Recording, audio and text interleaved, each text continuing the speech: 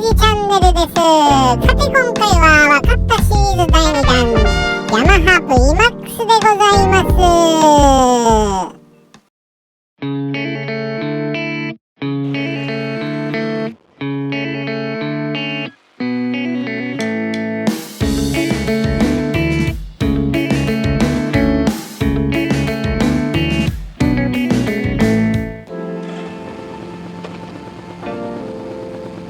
では本題に参りましょう。この VMAX は1998年式の 2WE 全米仕様、ほぼフルパワーの逆輸入車です。1983年製ベンチャーロイヤルから流用されたエンジンの基本設計は35年以上も前のものですが、今でも時代を感じさせない完成された丈夫なエンジンです。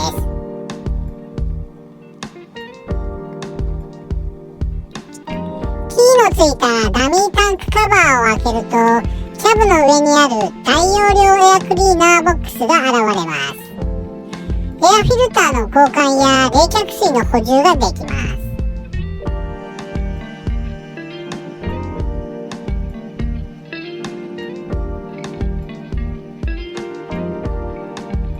フューズボックスもここにあります。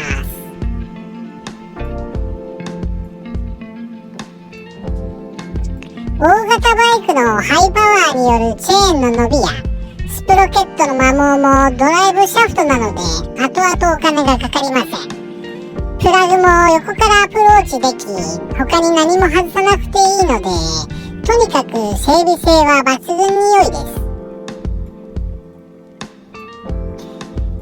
斬新かつ画期的な V ブーストを実現するために、ガソリンタンクはシートの下に設置されています。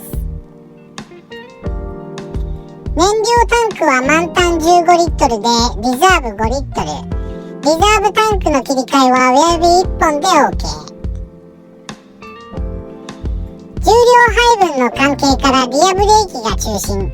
そのため放熱性に優れ、高価なベンチレーテッドディスクを採用。緊急ブレーキの際、重心が前に移動する前にフロントブレーキを強くかけるとロックしやすいので注意が必要です。鉄馬を意識したデザインは鞍型のシートにも現れ、マフラーも性能と美しさを両立させるため、長さや形にもこだわって設計されているそうです。デザイナーと設計者の努力の結晶です。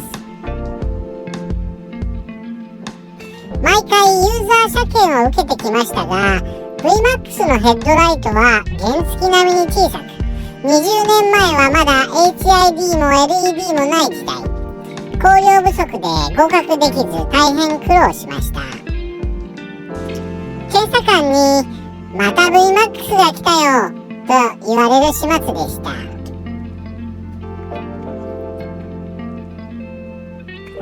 今は HID に交換しているので問題なく合格しています。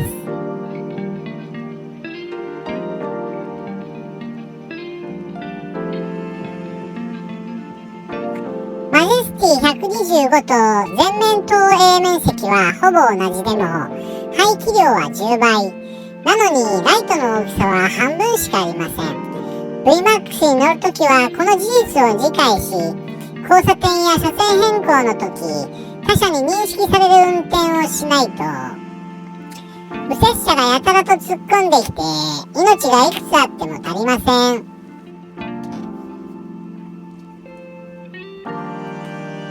変更点はリアサスにオーリンズ CB1300 用で 40mm アップ要加工、旧型フロントホイール流用に住友6スポットキャリパー、大マグのリアホイールに 35mm モディファイマフラー、ブレーキマスター、クラッチマスター、メッシュホース、ビキニカウル、サブフレーム。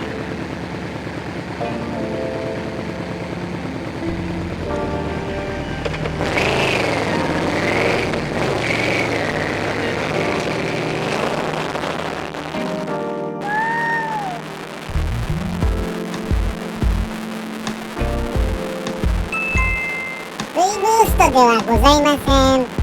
場所をわきまえて別動画にします。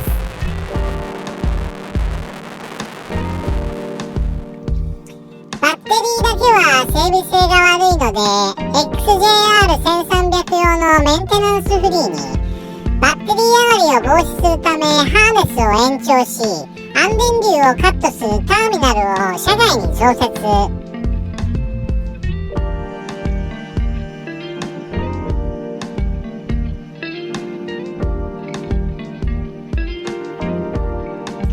たまにしか乗らない VMAX オーナー共通のお悩みもこれで解消です。詳しくは別の動画でご紹介します。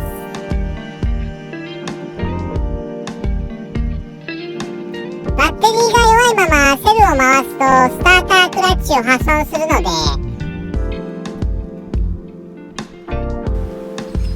セルの負担を減らすためクラッチを握り、ミッションを切り離してからセルを回しましょう。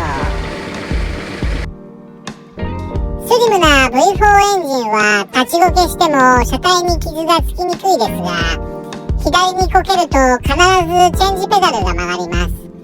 ツーリングのお供にまた予備で1本あると安心です。輸出仕様の VMAX は 20W50 の固めのオイルが指定です。V ブースト時エンジンを守るためです。私はバルブの動きを保証する米国最古のメーカーバルボリン VR1 を使用しています。1クォート単位で管理しやすく、横に薄い窓があるのでとても便利。どこでも売っていて手に入りやすく、プラボトルで捨てやすい。まとめ。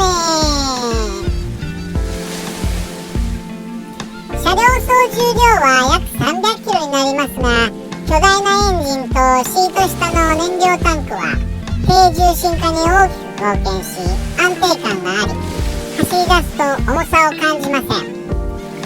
しかし300キロに合わせた乗り方が必要です。曲がらない、止まらないは当たり前。リッタースーパースポーツとは違います。23年間で28,300マイル、1.6 をかけてメートル換算45,280キロ。大きな故障もなく修理した箇所は以下の通り。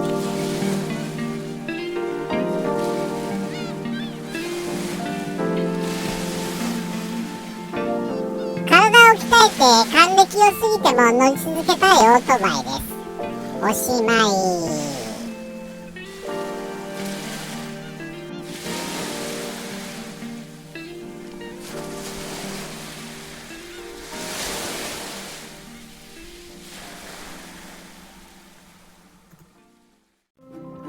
これからもヤマハ VMAX のメンテナンス、修理、カスタムの動画をアップしていきますので、もし気に入っていただけたらまた見に来てくださいね。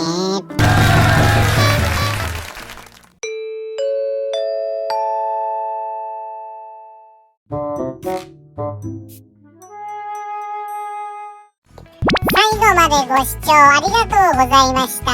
もしよかったらチャンネル登録、コメント、評価お願いします。